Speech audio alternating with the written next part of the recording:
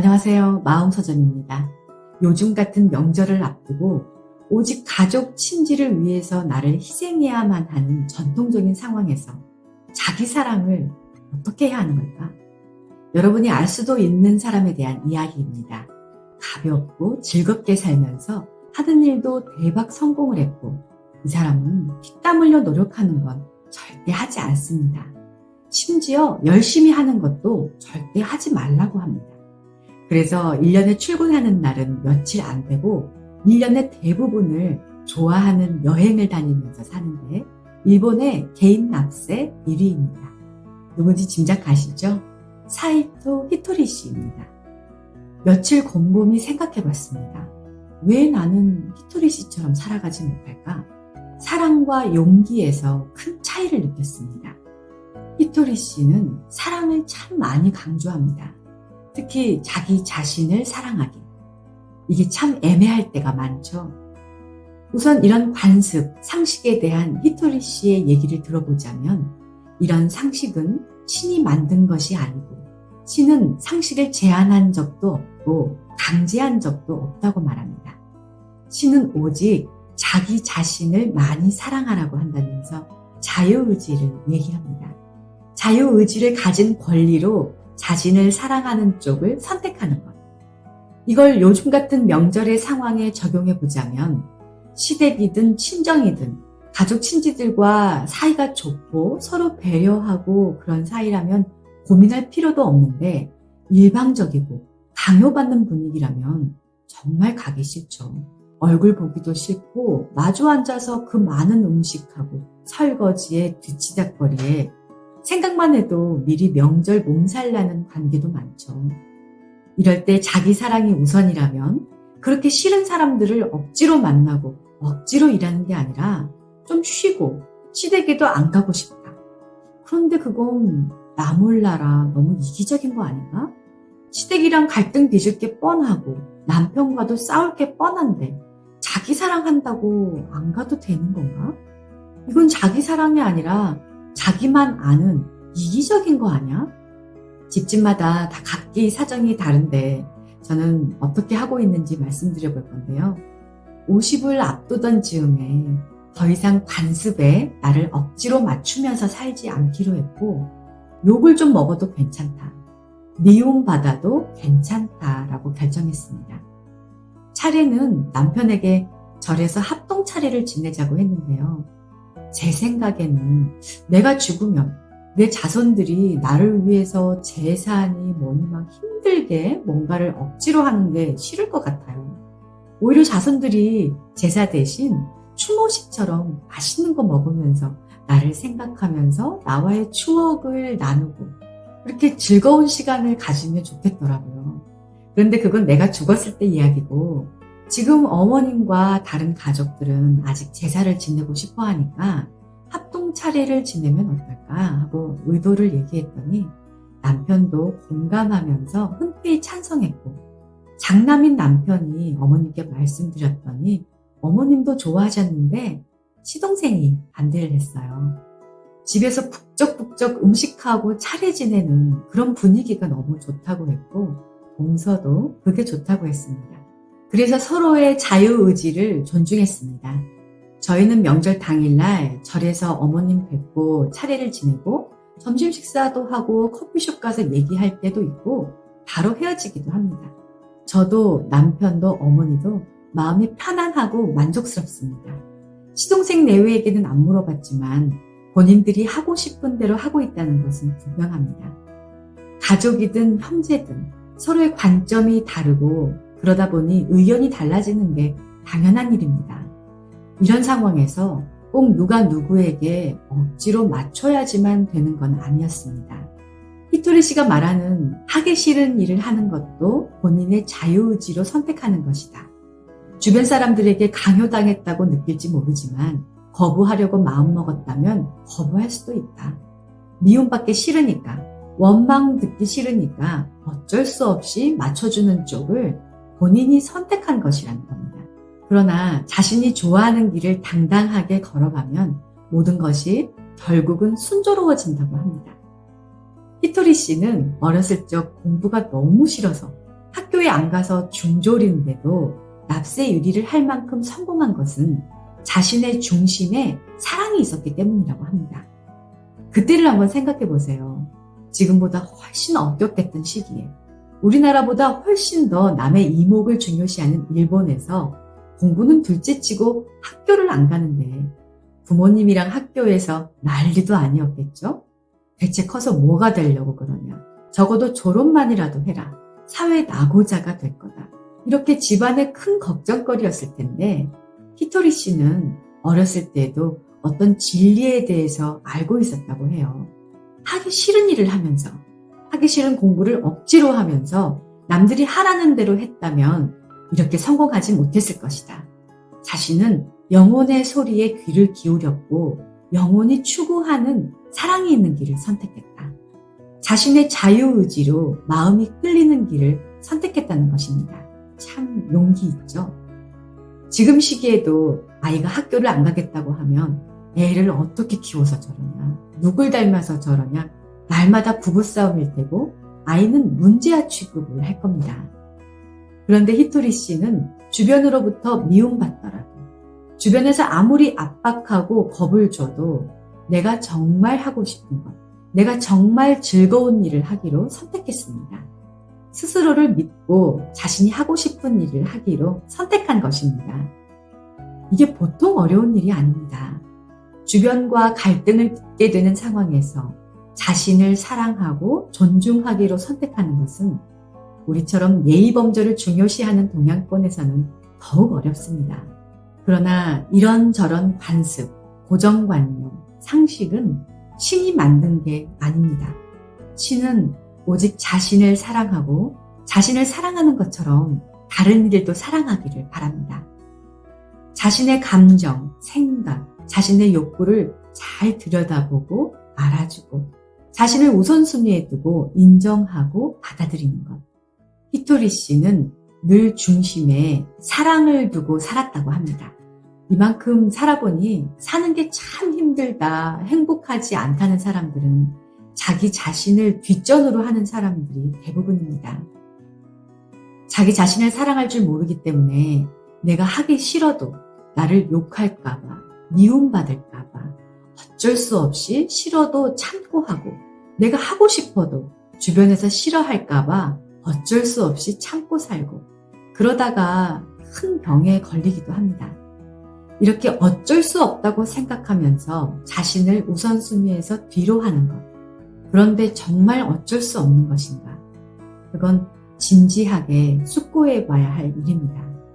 내가 사기치고 누굴 죽이고 남의 걸 뺏고 그런 패륜적인 일을 하는 것도 아닌데 나도 하고 싶은 대로 좀 하고 살면 안 될까요?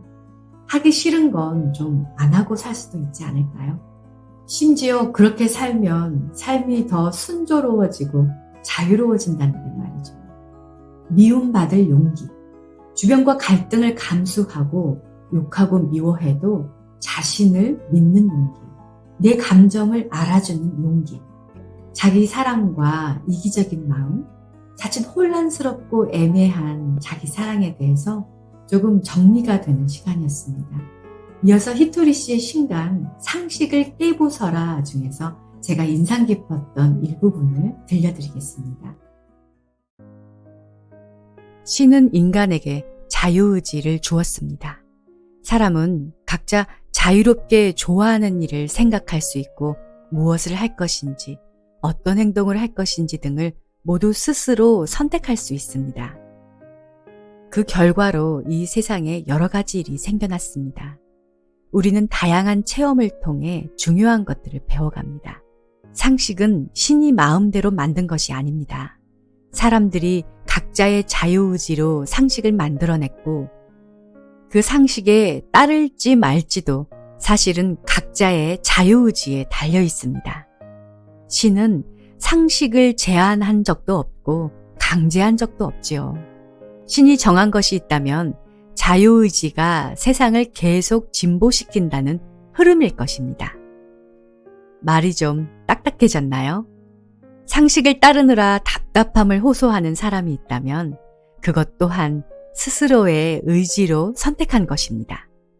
주변 사람들에게 강요당했다고 느낄지 모르지만 거부하려고 마음먹었다면 거부할 수도 있고 저처럼 자신이 좋아하는 일만 하면서 살 수도 있으니까요. 히토리 씨는 자유롭게 선택하고 살아도 되어서 좋겠습니다. 라고 생각할 수도 있겠습니다. 분명히 태어난 환경의 차이는 있다고 생각합니다. 어릴 때부터 부모가 자유를 허락하지 않았거나 강한 압박에 시달리다 비극적인 선택을 하는 사람도 있습니다. 하지만 지금 당신은 부당하고 강제적인 것을 파악할 수 있고 그 누구도 당신의 자유를 빼앗을 수 없다는 것을 알고 있습니다. 이미 스스로를 기만하며 살고 싶지 않아서 제가 쓴 책을 읽고 계시는 건지도 모르겠습니다. 그렇다면 당신에게는 자유롭게 살아갈 힘이 있습니다. 신은 자기 자신을 많이 사랑하라고 합니다. 자유의지가 없는 사람은 이 지구상에 한 명도 없습니다. 당신에게도 자유의지가 있고 자유를 선택할 권리가 있습니다. 만약 지금까지의 삶이 괴로웠다면 사람이 사랑 없이 살 수 없다는 가르침을 철저하게 배우기 위한 과정이었을 거라 생각합니다. 그리고 시련을 통해 당신은 누구보다 깊은 사랑을 느끼게 되었습니다. 잘 들어보세요. 사랑을 알게 된 당신은 지금 이 순간부터 사랑으로 살 수밖에 없습니다. 자신이 좋아하는 길을 당당하게 걸어가다 보면 모든 것이 순조로울 겁니다. 당신을 괴롭히는 그 어떤 존재도 자연스럽게 사라질 테니까요. 주변 사람들이 입학 혹은 취업 소식을 전했을 때 저는 항상 다음과 같은 축하 인사를 건넵니다. 언제라도 좋으니 그만두세요. 상식적으로 생각한다면 이제 막 합격해서 출발하는 새내기에게 건넬 말은 아닐지도 모릅니다. 보통은 좋은 학교에 입학한 걸 축하해, 대견하다, 들어가기 어렵다는 대기업에 입사한 걸 축하해와 같은 인사말을 하겠죠. 물론 그것도 사랑이 담긴 축하의 말입니다. 그렇지만 관두고 싶으면 언제든 그만두세요라는 저의 인사말도 다른 사람들의 축하와 마찬가지로 사랑의 메시지입니다. 배움도 마찬가지이지만 새로운 일을 시작하면 얼마 지나지 않아 그 일이 자기와 맞지 않다는 것을 알게 되는 경우가 있습니다. 아무리 노력해도 좋아지지 않는 공부, 무엇을 해도 성취감을 느끼지 못하는 업무, 생각했던 것에 미치지 않는 즐거움 등 여러 가지 상황이 있습니다. 그런데도 정작 본인은 주위 사람들의 기대에 어긋날 수는 없어. 힘들게 좋은 학교에 입학했고 좋은 회사에 입사했으니까 참고 견뎌보자. 쉽게 그만두면 체면을 구기는 일이지 등의 상식에 얽매여 본인과 맞지 않는 자리를 고수하는 경우가 많습니다. 상식에 너무 집착한 나머지 그만둔다라는 카드를 한 장도 가지고 있지 않은 것이죠. 그러면 괴로워질 수밖에 없습니다. 아니다 싶으면 그만둘 수 있는 카드를 지니지 않고는 빠져나갈 대안이 없는 겁니다. 그러니 참고 또 참을 수밖에요. 인내가 한계에 다다르면 인생을 포기하고 싶을 정도로 괴로워집니다. 마음에 병이 들 정도로 힘들어집니다. 특히 동양에서는 인내를 미덕으로 여기기 때문에 무조건 무시할 수도 없습니다. 그럼에도 저는 인내만큼 불필요한 것도 없다고 하겠습니다. 100명 중 단 한 명이라도, 아니 더 소수일지도 모르겠네요. 언제든 그만두어도 좋아요 카드를 전해드리고 싶습니다. 물론 이 카드를 반드시 사용하라는 건 아닙니다. 그럴 필요가 없다면 사용하지 않아도 되죠. 중요한 것은 카드를 실제로 사용하느냐가 아니라 최악의 경우가 생겨도 괜찮아. 나에게는 비장의 카드가 있으니까 라고 내심 안도할 수 있는 대안을 마련하는 것입니다. 이렇게 생각하는 것만으로도 마음에 든든한 버팀목이 됩니다. 언제든 그만둘 수 있다는 생각은 마음의 여유가 되고 그것이 과도한 스트레스를 경감시켜 줍니다. 그러니까 누구든 한 장은 가지고 있으면 좋겠습니다. 저는 사랑을 담아 언제든 그만두세요 카드를 나눠주고 있습니다. 부모가 상식에 집착하는 성향이어서 어릴 때부터 무슨 일이 있을 때마다 그 정도로는 세상에서 통하지 않는다. 이 정도는 할 수 있어야 정상이지 등 계속되는 잔소리를 들으며 성장한 사람이 있습니다. 부모님의 주술로 온몸이 꽁꽁 묶인 것처럼 갑갑하게 느껴질 수 있지만 사실은 여기에 최고의 가르침이 있습니다. 내가 싫은 것은 남에게도 하지 않는다는 가르침입니다. 사랑으로 살아갈 때 절대적으로 필요한 가르침이죠. 당신은 부모로부터 사랑이 없는 상식을 강요당해서 몹시 괴로웠을 겁니다. 똑같은 상황을 겪은 다른 사람도 마찬가지겠죠. 사랑에 빠진 말과 행동은 누구에게나 불쾌감을 줄 뿐입니다. 그렇다면 당신도 주변 사람들에게 사랑 없는 상식을 강요해서는 안 됩니다. 솔선수범해서 사랑으로 살아가면서 누구에게든 싫은 일은 하지 않는 것이 좋습니다. 부모가 누구였는지 어떻게 교육받았는지와는 크게 상관이 없습니다. 당신이 먼저 사랑을 중심으로 생각하시기 바랍니다. 당신이 먼저 바뀌면 됩니다. 그렇게 되면 주위 사람들도 신도 모두가 당신을 응원해 줄 것이고 세상도 바뀔 겁니다. 특히 힘든 경험을 하는 사람들은 중요한 역할을 부여받고 태어났습니다. 당신이 괴로운 시간을 보내는 것은 당신에게 깨달은 사람이 먼저 사랑을 보내라 라는 역할이 주어진 것입니다. 바로 당신이 사랑의 빛을 발산시켜서 주위를 밝고 따뜻하게 비추라는 뜻입니다. 이런 알림을 눈치채지 못하면 언제까지나 괴로운 현실을 바꿀 수 없을 겁니다. 아픔을 잘 알고 있는 입장이니까 약한 사람에게 친절을 베풀 수 있고 그렇게 하는 것이 영혼을 성장시키는 길입니다. 제 이야기에 조금 신비스러운 구석이 있기 때문에 믿고 싶은 사람에게만 전달되어도 좋겠습니다. 저는 철이 들 무렵부터 왠지 모르게 마음을 가볍게 한다. 사랑으로 산다는 것의 중요성을 피부로 느끼게 되었습니다. 누가 가르쳐 준 것도 아닌데 어떻게 알게 되었을까요? 아마도 제 추측으로는 제가 태어나기 훨씬 전부터 사랑으로 사는 것을 배운 게 아닐까 싶습니다. 제 영혼이 사랑으로 사는 것을 이미 알고 있으니 누가 가르쳐 주지 않아도 쉽게 실행에 옮기며 살 수 있는 것 아닐까 하는 생각이 듭니다. 그러는 사이에 영혼은 배우고 익힌 것들을 분명하게 기억합니다. 경험이 리셋되는 일 없이 다시 태어날 때마다 우리의 영혼은 점점 성장해 갑니다. 이러한 것을 전제로 하여 말하면 당신은 지금 사랑으로 사는 것을 알게 되었고 그것을 실천하기 시작한다면 다음 생에서는 더욱 편하고 수월하게 살 수 있을 겁니다.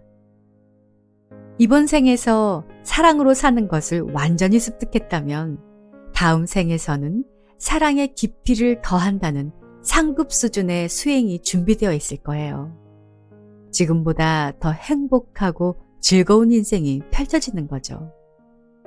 이렇게 생각한다면 이번 생은 이번 생대로 지금 눈앞에 있는 수행에 최선을 다하면 됩니다.